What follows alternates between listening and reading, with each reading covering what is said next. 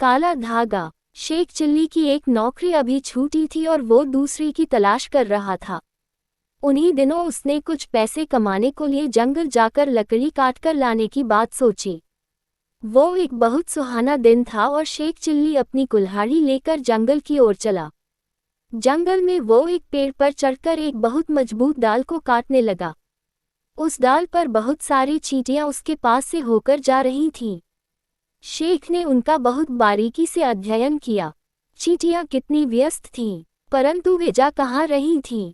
वो चींटियों का तने पर चढ़ना देखता रहा और साथ में पेड़ की डाल भी काटता रहा। वो डाल काटते समय बीच में आई चींटियां को हटाता रहा। सारी चींटियां अपने सुल्तान से मिलने के लिए जा रही होंगी, शेर ने सोचा। वो उसे मेरे बारे में बताएंगी, फिर सुल्तान खुद मुझसे मिलने के लिए आएगा। उसके सिर पर एक छोटी सुनहरी पगड़ी होगी, उसे देखकर ही मैं उसे पहचान जाऊंगा। वो इतनी सारी चींटियां की जान बचाने के लिए मेरा शुक्रिया अदा करेगा। फिर वो मेरी कुछ मदद करना चाहेगा। वो मुझे फलां, सावधान, तुम गिरने वाले हो, नीचे से गुजरता एक राहगीर चिल्लाया। कर्र की एक जोरदार आवाज हुई और जिस डाल को शेख काट रहा था वो टूटकर नीचे गिरी और उसके साथ साथ शेख भी गिरा। तुम्हें चोट तो नहीं आई? राहगीर ने शेख को उठाते हुए पूछा। नहीं, शेख ने कहा।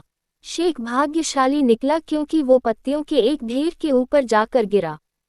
अच्छा ये बताए कि आपको ये कैसे पता चला कि मैं गिरने वाला हूँ? क्या आप कोई ज्योतिषी हैं? राहगीर एक दर्जी था, ज्योतिषी नहीं, परंतु वो पैसे बनाने का यह मौका गंवाना नहीं चाहता था, इसलिए उसने कहा कि वो एक ज्योतिषी है।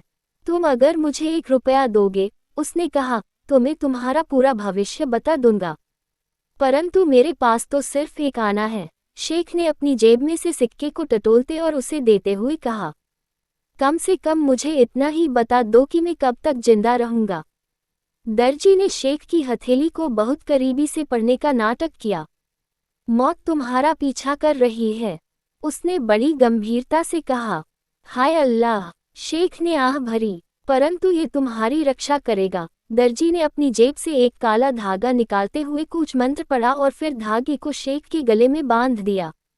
जब तक धागा टूटेगा नहीं तब तक तुम जीवित रहोगे। शेख ने दर्जी का शुक्रिया अदा किया, फिर कटी टहनियों को इकट्ठा किया और फिर गंभीरता से सोचते हुए घर की ओर रवाना हुआ। क्या बात है, उसकी बीवी फौजिया ने यूछा। वो घर की कमाई बढ़ाने के लिए कपड़े पर कुछ कढ़ाई कर रही थी। कढ़ाई को रखकर वो शेख के पीने के लिए ठंडा पानी लाए। अपने गले में बंधे काले धागे को सहलाते हुए सहमी हुई हालत में शेख ने फौजिया को अपनी पूरी आपबीती सुनाई। फौजिया ने सब सुनने के बाद तुरंत काले धागे को खींचकर तोड़ दिया। अब तुम इस पूरी बकवास को हमेशा के लिए भूल सकते हो, उसने कहा। शेख तुरंत अपनी आंखें बंद करके लेट गया। क्या हुआ? फौजिया ने पूछा। मैं मर गया हूँ, शेख ने कहा। तुम्हारे धागा तोड़ने से मैं अब मर गया हूँ। तभी उसकी अम्मी घर में घुसी। हाय अल्लाह, वो रोने लगी। मेरे बेटे को यह क्या हो गया? अम्मी, आपका लाडला समझ रहा है कि वो मर चुका है, फौजिया ने कहा और उसके बाद उसने अम्मी को पूरी कहानी सुनाई। अब अम्मी की बारी थी शेख चिल्ली की बेवकूफ़ी पर हंसने की। अम्मी और फौजिया ने शेख को बहुत समझाया कि वो मरा नहीं बल्कि अच्छी तरह जिंदा है, परंतु शेख उनको एक भी बात सुनने को तैयार नहीं हुआ।